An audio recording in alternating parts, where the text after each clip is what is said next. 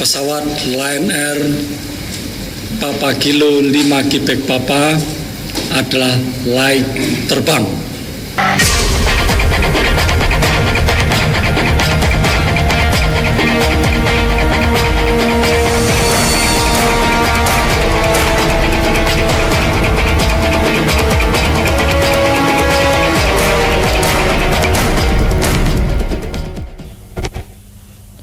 Ya, pemirsa, KNKT meralat hasil investigasinya mengenai pesawat Lion Air yang dinyatakan tidak layak terbang saat terjadinya kecelakaan. Ya, lalu bagaimanakah tanggapan dari pelaku industri penerbangan atas sikap KNKT tersebut?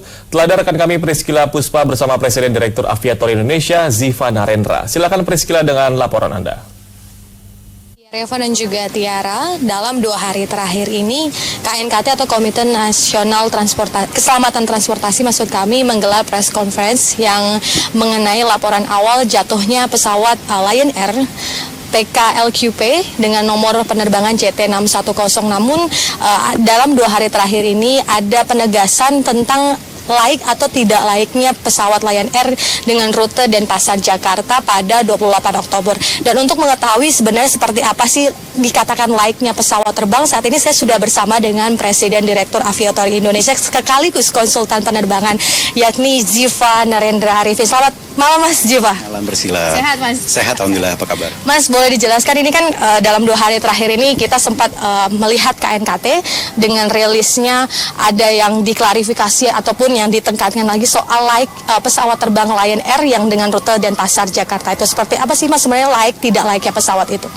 Ya, laik atau tidak laiknya penerbangan atau sebuah penerbangan itu kan kalau istilah terminologi penerbangan internasional, kata kuncinya adalah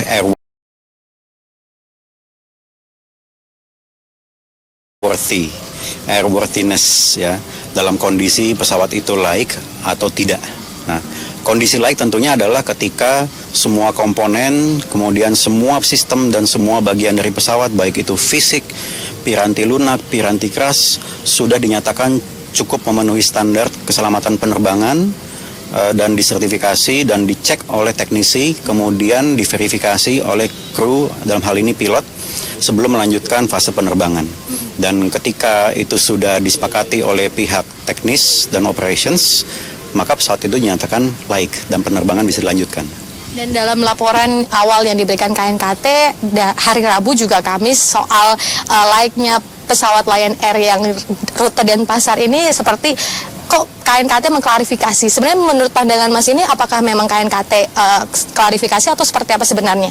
Ya, sebelum tadi Priscila sampaikan ya, ini adalah merupakan penekanan, penegasan dari persepsi kami. Ini adalah sebuah verifikasi, ya, verifikasi dan juga pencerahan. Dalam arti mungkin ada mispersepsi. Kalau saya melihatnya di sini ada mispersepsi dari apa yang diungkapkan dan apa yang ditangkap pada press conference pertama hari Rabu lalu, dan kemudian pernyataan klarifikasi oleh KNKT kemarin yang dirilis secara cetak.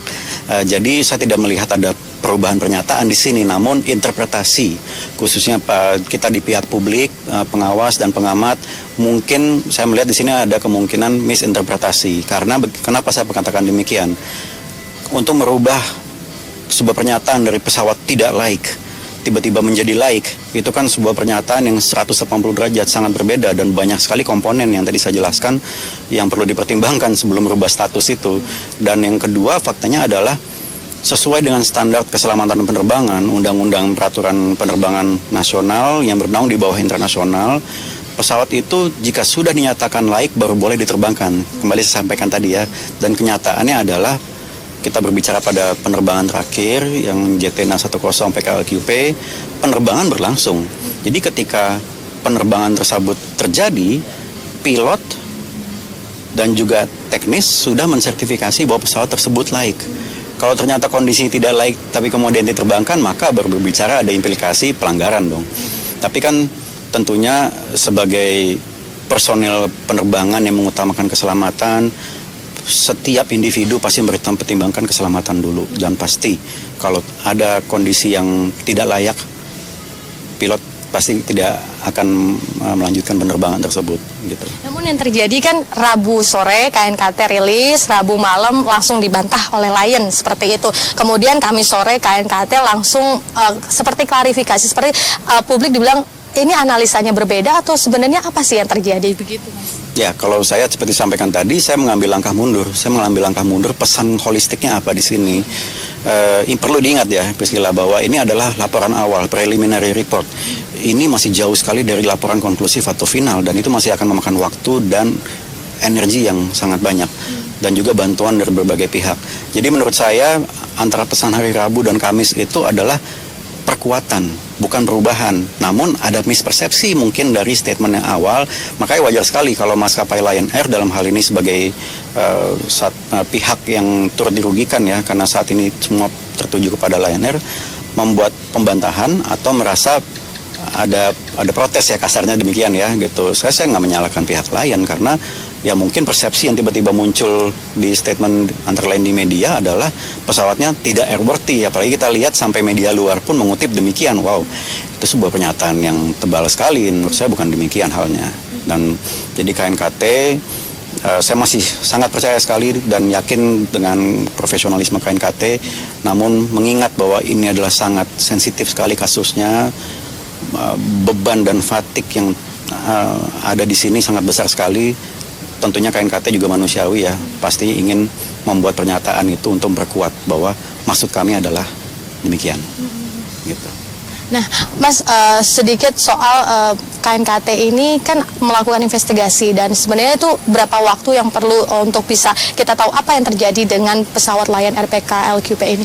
Ya, jadi memang ini mungkin sedikit agak mengecewakan kalau misalnya didengar oleh pihak publik, khususnya para keluarga korban. Namun saya menghimbau agar kita semua percaya pada sistem. Kemarin dari KNKT melalui perwakilannya sudah menyampaikan bahwa kurun waktu 12 bulan. Itu adalah sebuah kurun waktu yang sangat-sangat normal sekali ketika sebuah insiden atau kecelakaan dengan skala seperti ini timbul. Karena tidak bisa dipercepat, mempertimbangkan kompleksitas dan banyak sekali komponen yang harus dikaji. Ini aja masih ada beberapa data yang belum ditemukan. Jadi 6 bulan sampai 12 bulan, bahkan kadang kalau tragedinya begitu besar ya, bisa sampai bertahun-tahun. Jadi 12 bulan seperti yang Pak Cahyo sampaikan itu sudah sangat awam, sangat umum. Oke, terima kasih Mas Ziva. Ya pemirsa, kembali kita melihat bahwa ini memang butuh proses dan kita harus tetap percaya kepada lembaga ataupun KNKT untuk seperti apa masalah yang terjadi dengan Lion, dan kita tetap melihat bahwa segala sesuatunya kita harus berpegang bahwa memang segala sesuatu yang terjadi itu ada prosesnya dan kita harus percaya pada sumber yang tepat. Demikian yang dapat kami sampaikan langsung dari Jakarta Pusat. Kembali ke studio, Reva dan juga Tiara. Ya, terima kasih rekan Priscilla Puspa. Selamat bertugas kembali. Pesawat Lion Air Papa Kilo 5 Quebec Papa adalah layak terbang.